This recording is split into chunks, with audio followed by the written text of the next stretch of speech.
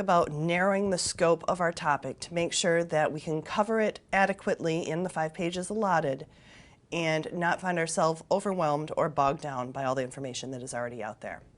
So we're going to work through a topic and explain what the different main ideas for our paragraphs are going to be in a very narrow, limited scope kind of way.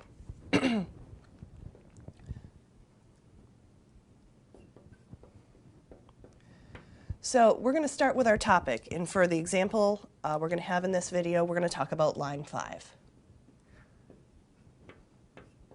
Now, line 5 is a huge topic. We can talk about environmental costs, we can talk about environmental consequences, we can talk about financial impact if there were to be a break, we can talk about the cost to repair, the cost to replace.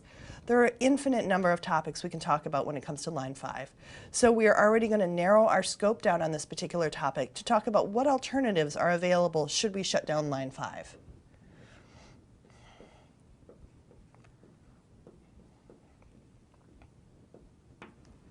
So our scope has been narrowed from line 5 to something much more narrow, being what are the alternatives to line 5. So what information are we going to need to have in our introduction in order to make sure our reader understands what they need to know about line 5 before we get into the alternatives?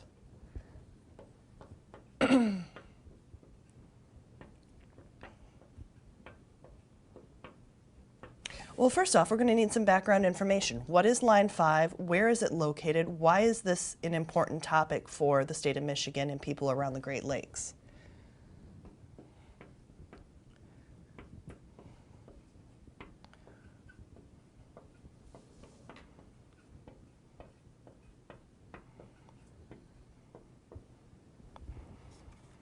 And we're probably going to want to talk a little bit about who the different players are that are involved in this particular topic.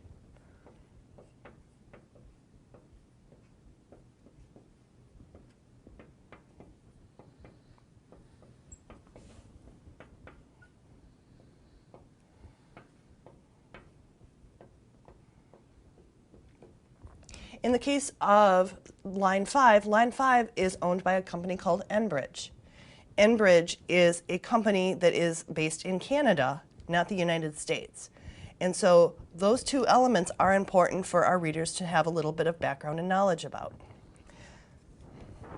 So if we're talking about the alternatives to line 5, we have to think about if line 5 were to be shut down, what are we going to do in order to transport oil in another way? Or are we? So we're going to start out with talking about transporting options. If we're not using a pipeline, what are we using?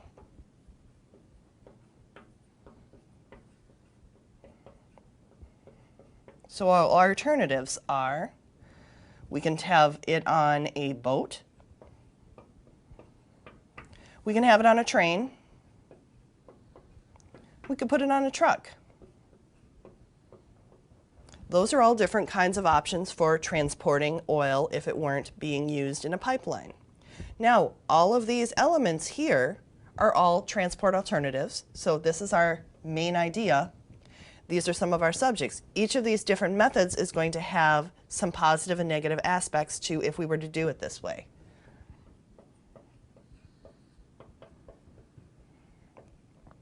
Which could include feasibility, cost, likelihood of accidents,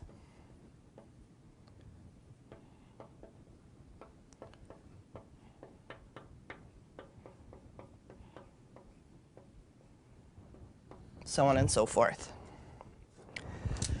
Another alternative that had been posed by one of the politicians earlier this year in our government's gubernatorial race was the idea of we can just shut it down and get our economy off of oil.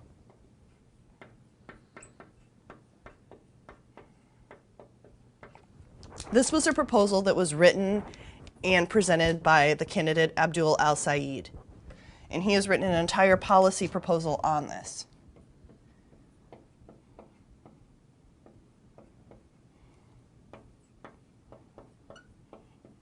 Which can still be found online even though he is no longer a governor candidate. And the reality of the idea of getting off oil also has some feasibility issues and some costs and economic impacts and choices.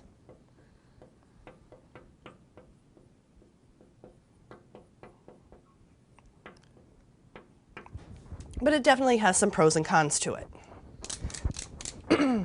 One of the more recent ideas that has come out in the last week is the idea of building a tunnel.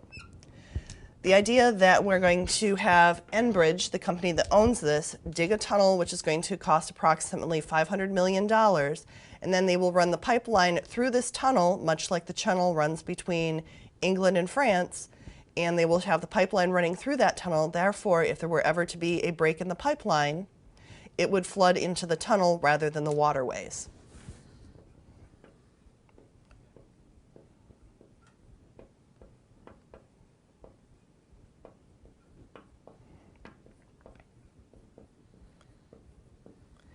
And the state of Michigan has tentatively signed on to this on the government side, but there are still many other entities that are interested in covering this topic and addressing it that are not okay with the tunnel idea. One of the last proposals out there that a lot of the environmentalists have proposed that are concerned specifically about our Great Lakes is the idea that this is a Canadian company that is shipping Canadian oil across the United States rather than Canada, crossing it back again in a pipeline at Sarnia and down in lower Michigan, and that only 30% of the refined product is actually ever coming back to the US. So this is a Canadian company with a Canadian pipeline that just happens to be on our land. So one of their proposals is, well, why doesn't Canada run it through their land and make it their problem?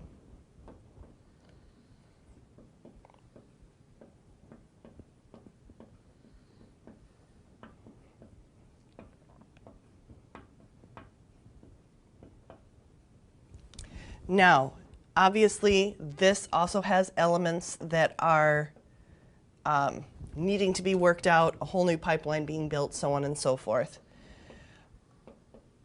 And it has some feasibility issues as well.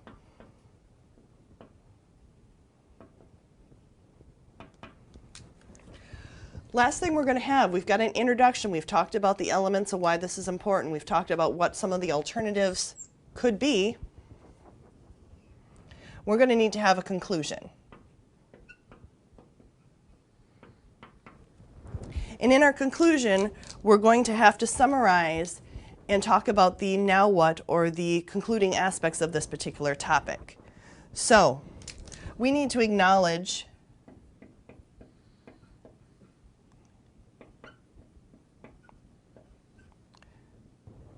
that all of these options have different pros and cons, feasibility, costs, accidents. They all have different issues. And some are more realistic options or alternatives than others.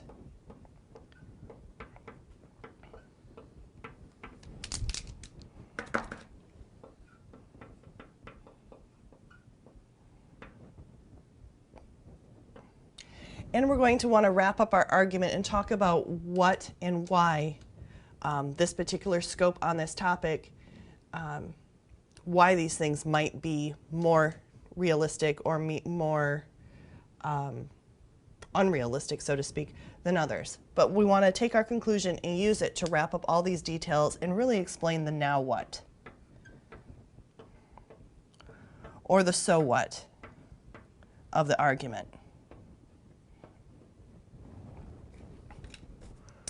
I hope using the line 5 example has given you an idea of how we can narrow the scope of our topic, have different paragraphs to have our topics in place, and then address the topic in our 5 pages in a way that covers the issue thoroughly and doesn't get bogged down in all of the details. Hope this was helpful. Thank you.